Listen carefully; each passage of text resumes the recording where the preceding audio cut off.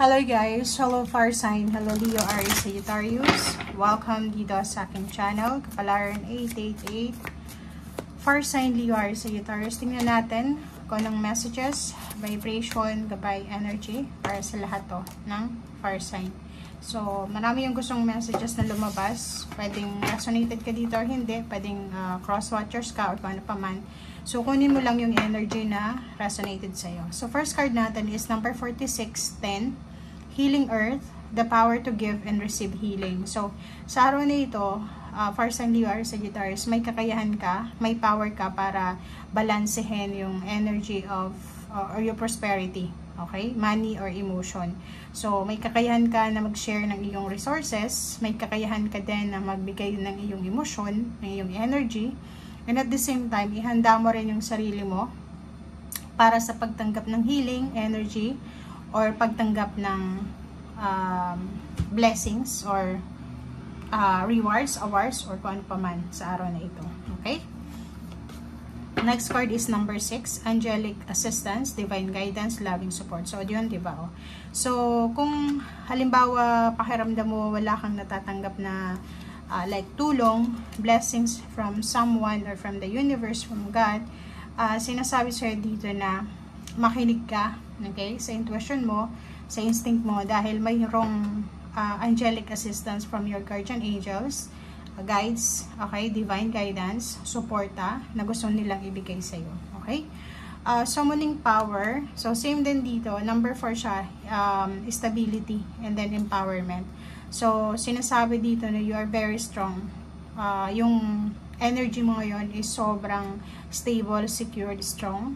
So, makinig ka sa yung instinct, sa yung intuition, kasi may mga mensahe yung Panginoon, ang universe, spiritual guides and helpers through panaginip or sa mga synchronization. Okay? Pasensya na. Sobrang bulol na bulol ko talaga.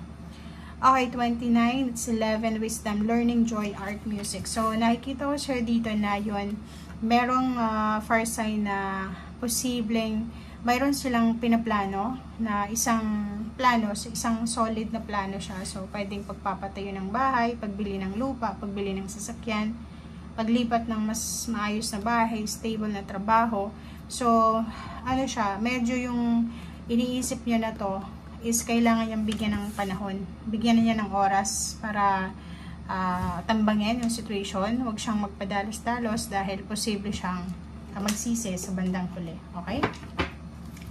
Umiwas ka sa misunderstanding, lalo na sa relationship mo. Intimate relationship, family, friends, and katrabaho.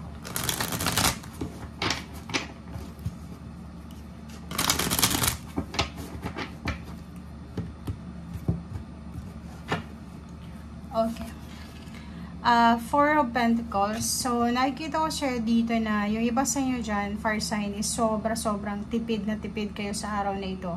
Siguro simot na simot yung savings nyo, walang laman yung ATM card nyo, or pwedeng yung bank account nyo, or pwedeng naghihintay kayo ng last pay nyo for the month of December, or last payment for the month or for the year 2024. So, sobra kang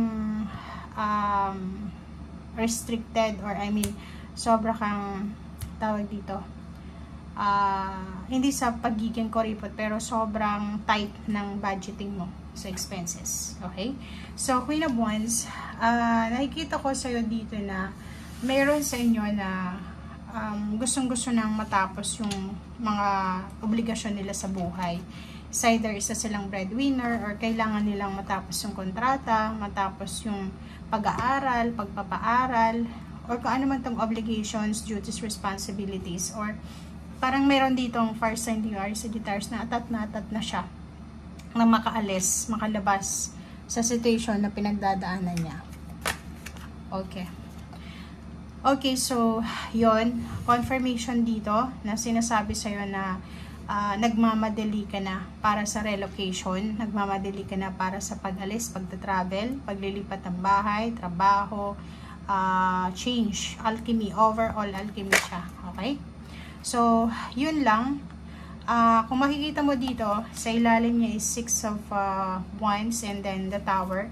mag-iingat ka sa iyong decision making dahil pwedeng successful siya, pero pwede din na mag-fail ka. So, ibig sabihin yan, dahan-dahan ka lang sa mga plano mo. Dahan-dahan lang. Kasi, yung recognition, awards, rewards, ibibigay yan sa'yo ng universe sa tamang panahon. So, wag mong madaliin yung mga pangyayari sa ngayon. Hayaan mo yung universe, yung Panginoon, yung may control. Okay? Hayaan mong kontrolin niya, lalo na ng ating Panginoon, kung ano yung dapat kontrolin. Okay? Okay, next. The Hierophant. Okay, itong Hierophant na to is assistance. So, if ever man kailangan mo ng assistance from professionals, abogado, doktor, engineer, sa lahat ng professional, counselor, sinasabi sa'yo dito na doon ka mismo dumirekta.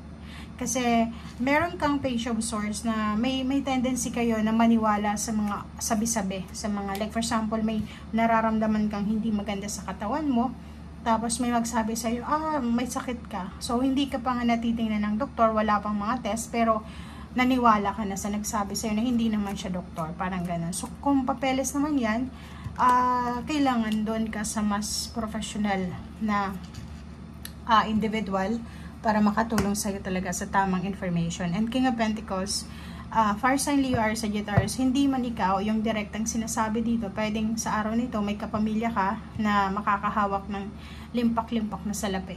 Parang ganun. Is either kapamilya, asawa, boyfriend, girlfriend, anak, kapatid, magulang. Parang ganun.